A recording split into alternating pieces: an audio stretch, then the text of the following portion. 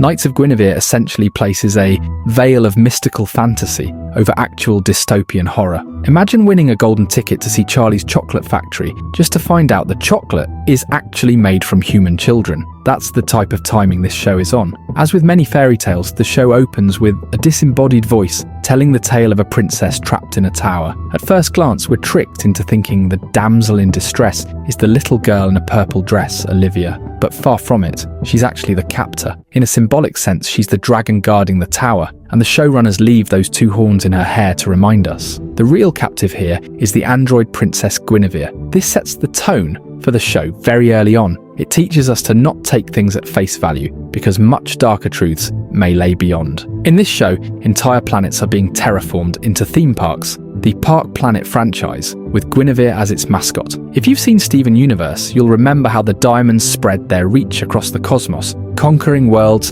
and terraforming them for gem production. They exploited each planet's resources and inhabitants, draining the life from them in the process. The park planets work the same way. Worlds are stripped down and rebuilt as attractions. Their natural resources get consumed, and the people face the adversities of it all.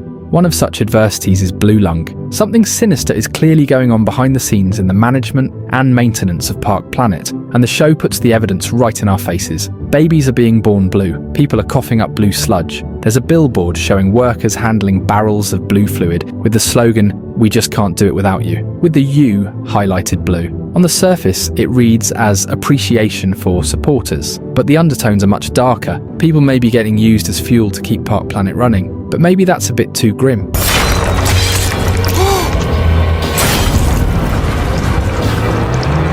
Actually, scratch that. It'll be rather fitting. Let's go back to where it all started. The first mention of Park Planet comes when Orville Park unveils it to his daughter as a gift, seemingly to compensate for some unspoken family tragedy, one he more than likely contributed to. I have a theory about what may have happened. Orville was obsessed with his work. He didn't care about the lengths he had to go to achieve his dream of planet-spanning industrialization. I don't think his wife was happy about that. She saw how grim his plans were, how unethical, human minds mixed into android bodies, subjected to a controller's will, the possibilities of mass pollution damage from his schemes. But Orville was blinded by ambition. He had a one-track mind. I believe his wife and daughter died either from his recklessness or perhaps worse. He intentionally killed his wife to bury the secrets she knew.